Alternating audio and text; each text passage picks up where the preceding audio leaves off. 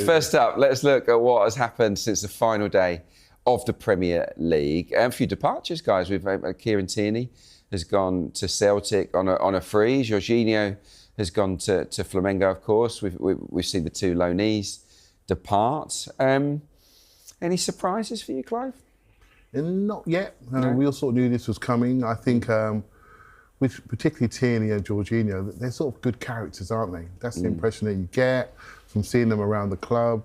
Sometimes they've not had good playing time, so you can sort of see that they've reacted really well, even when they're not playing. And so I think those characters may be missed. It'd be interesting to see how we refill those gaps, or maybe we already have with people like Marino, who's also a very good sort of character. So I think their experience will be missed. And now Kieran Tierney's gone off to Scotland, I think they're going to use him in that way. Use his character to great example for the younger players up there. So fair play to him. Yeah, look, there's a part of me, Rory, that thinks I wouldn't have minded Kieran Tierney sticking around because we lack that full-back flying around on the outside. And I always think tactically it kind of just is another strand, isn't it, to the way that you play the game. But there really probably wasn't any justification in giving him a new deal, given the injury issues that he's had, right? Yeah, 100%. I did enjoy some of his cameo appearances this season, you know, and there was definitely still a player there. And it's a shame the way his career panned out at Arsenal. But like you said, I think for him as well, moving back up to Scotland, you know, he will play a lot more. And the way that it ended, at least, you know, I actually enjoyed the fact that he did get to make those cameos towards the end of the season. We got to say a proper goodbye. And it is a good character that we've lost. Yeah, absolutely. What about Jorginho then, chaps? Because, I mean, it felt a natural conclusion, didn't it? He has to go down as a really good signing, though, right? I mean, he was pretty cheap and he added good value to the squad. I think that window with Jorginho, Kiwior and Trossard was an underrated window. Yeah, you know, if you think about their value over the last couple of years, it's been really huge. Yeah. You know, Jorginho also came in. What I liked about him was I felt, we all know he's a great coach from the substitutes bench. Yeah, he loves it, doesn't he? But he's also a great coach on the pitch. Yeah. And you can see that when Odegaard was out, he has almost been the tactical leader on the pitch. And I think Declan needed that in his first season to settle him down. Yeah. I think Havertz needed him to get him going when Havertz arrived.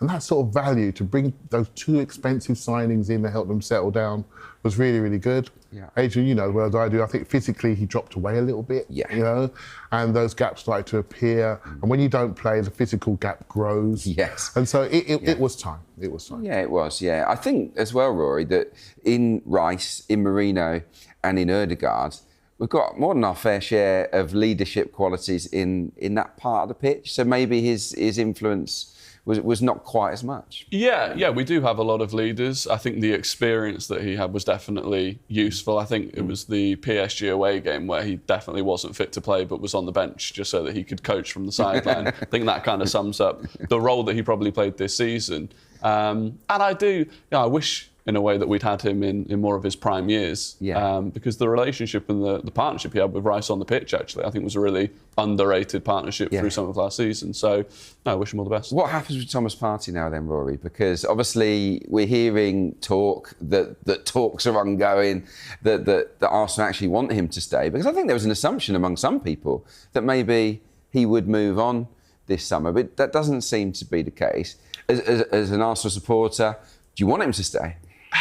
Yeah, I mean, it's a difficult one. I think money is going to be one issue. I think he spoke recently about the fact that it's probably his last sort of big deal, and that money is obviously a deciding factor.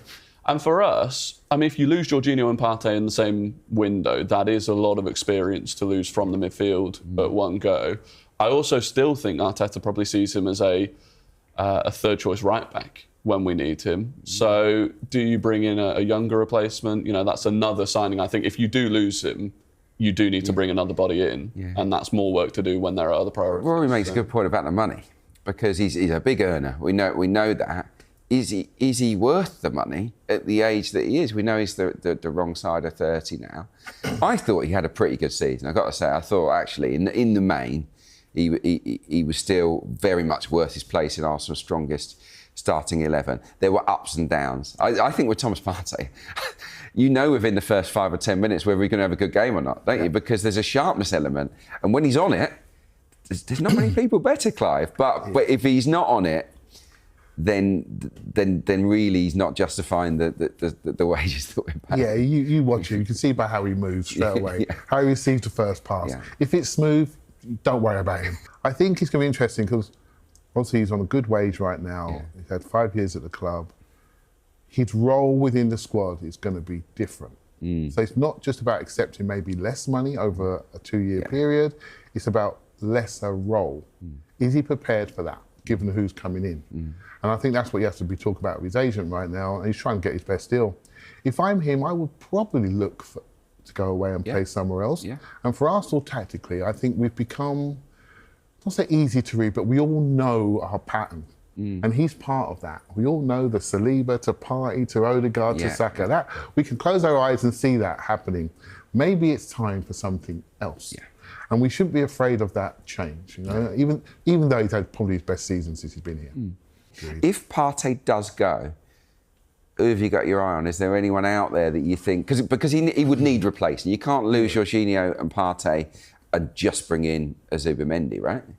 You can't really, unless you were to buy another left-footed defender and say to Miles, you know what, mate, we're going to redefine you as a midfielder, which could happen. Yeah. Personally, I like Miles where he is. He's basically playing in midfield anyway, you know, so I like the role he has. And I think obviously he's playing for England in that role, and that could cause issues in the World Cup year. So you could go that way. Or for me, I would go for a younger centre midfielder, really. There's a couple out of France that are being mentioned, and I would look towards that. From a club perspective, they probably want to keep Partey because they don't want to outlay a transfer fee. Yes. But personally, I think it may be time to renew, and we should be looking to go a little bit younger in that area. Yeah. And I'm okay with it, right? Yeah, well, Sambi Lokonga didn't work, did it really? He's probably one that's going to be on his way. What are these names? Who are these young names that have been? There's a guy called Lucien Agame. I don't know why you got me speaking these names, Adrian. So I'm now going to look at the comments afterwards. Clive, you butchered that.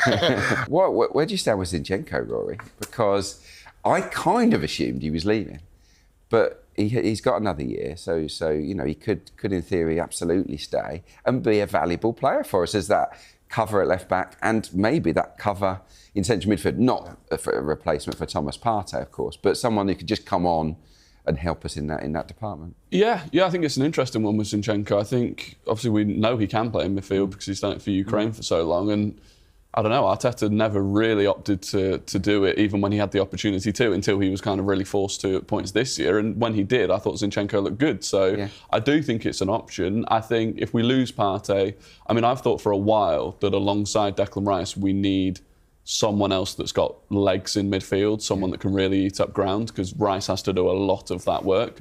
So again, I don't know who's out there that could possibly do that. If we got a good offer for Alexander Zinchenko, would you take it though? Yeah, I think because of the minimal role that he's playing, he's on decent wages. If you can get the wages off and a decent fee, maybe allows you to go and get Jorel Hato, for example, who we've been to. So. Yeah, no, that is a player that I like the look of. Someone that can sort of play in a couple of positions as well. Talk to me about him, Clive.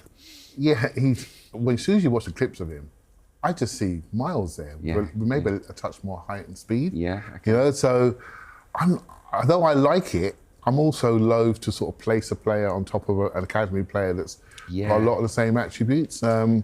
So I almost don't want to do it, but it doesn't make sense. I actually think defensively we need a right-footed defender. Yes. I think that's where the gap is. You know, we have left-footed players that can cover that side. A right-footed defender that can play both sides at centre back.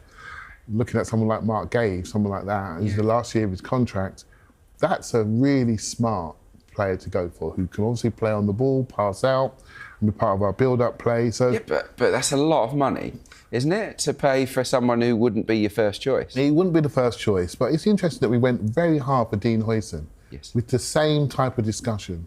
And again, right-footed defender, can play both sides, can carry the ball out. Excuse me. So I do think Arsenal are thinking about this. What about Kivior? He's not a Gabriel. I don't think he's ever going to quite